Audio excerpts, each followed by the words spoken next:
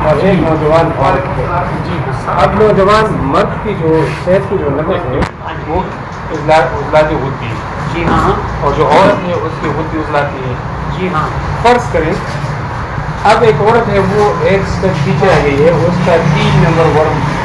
Vermi نرو بن گیا ہے، مطلب ایک اسٹیپ پیچھے آ گئی ہے، ٹھیک ہے۔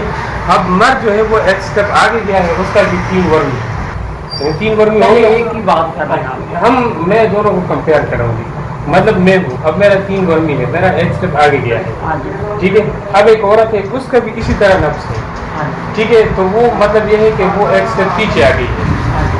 اب نہیں صحیح نفس ہے۔ تو اب علاج دونوں کا ہم 4-5 میں کریں گے، یعنی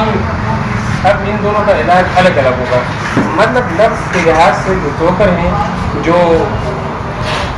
مطلب جو فزیکل کنڈیشن ہے نفس کا، وہ تو ایک جیسا ہے دونوں کا۔ اب علاج دونوں کا ایک ہوگا کہ نہیں مختلف ہوگا؟ علاج دونوں کا ایک ہوگا، اس لیے کہ مرد کا سبب ایک ہے، صحیح، مرد کا سبب ایک ہے۔ جب آپ دونوں کا علاج ایک کریں گے تو عورت کی نبض صحت والی قائم ہوگی اور مرد کی نبض اپنی صحت والی قائم ہوگی۔ اچھا جی، میں نے ایک لیکچر میں آپ کے لیکچر میں یہ سنا تھا کہ جب مریض آ جائے تو سب سے پہلے اس کا عمر پتہ کر لیں، اور عمر کے بعد اس کا جو مطلب عمر کے لحاظ سے جو صحت کی جو نقص ہے، تو اگر اس طرح ایک علاج ہے تو میرے ذہن میں تو پھر تو یہ صحت کا نقص معلوم کرنا کوئی اتنا وہ نہیں ہے، بس مطلب ہمارے پاس نقص کی پہچان آ گئی ہے، تو جو نقص ہوگا اس سے آگے دو سٹیپس میں ہم نے دوائی دینی ہے، یعنی جو بھی نقص ہوگا، جو بھی نبض، ہاں تو بس یہ ہمارا کوئی بات جی، یعنی اگر مرد ہے اس کی نبض عضلاتی ہوتی ہے تو اس میں خشکی بڑھ گئی ہے، جی سر، خشکی اب اس کی مرض کا سبب ہے، صحیح، آگے سمجھ، ہاں بالکل، ہم نے اس کو خشکی کو ختم کرنا ہے گدی اعصابی سے۔ ٹھیک، اگر وہ برمی نبض نہیں ہے پھر ہم نے 4 اور 5 دینا اس کو، صحیح، ٹھیک ہے۔ اگر ہاں اور صحیح، اگر برمی ہو چکی ہے تو پھر ہم نے اس کو 5 اور 5 اور 6 کرنا ہے۔ صحیح، اسی طرح عورت کی نبض اگر عضلاتی گدی اس کی صحت والی نبض ہے، عورت کی وہ عضلاتی صحت والی نبض ہے، صحت والی، جی، اب اس کی اگر نبض برمی ہو گئی ہے یعنی اس کی 4 نمبر نبض سکیڑ میں آ گئی ہے، صحیح،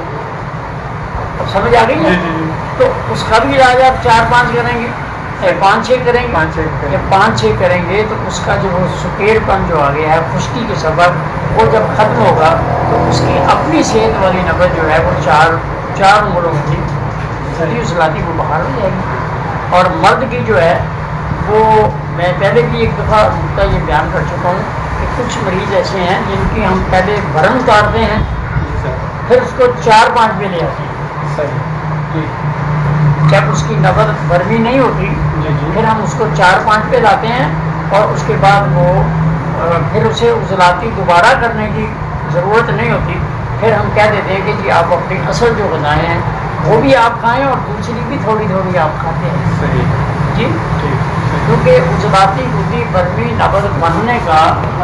سبب یہی ہوتا ہے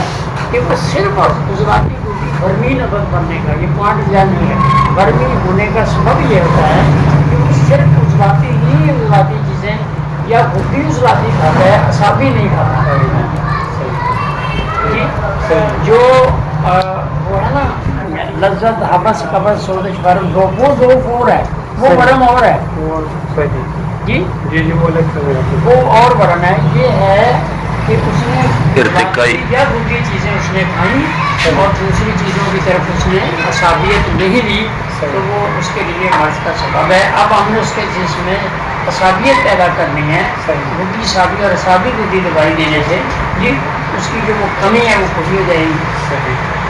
یہ 3 نمبر برمی کا مقصد آپ سمجھ لیں، یعنی برمی نبض کے 2 مدارج ہو سکتے ہیں، ایک ورم اتارنے کے بعد دوبارہ اسے عضلاتی ثابت لے جائیں جی، اور اگر بعض دفعہ ایسا ہوتا ہے کہ اتنی مرد شدت والی نہیں ہوتی تو وہ فوراً ہی عضلاتی گدی کا نہیں، میں ہم کو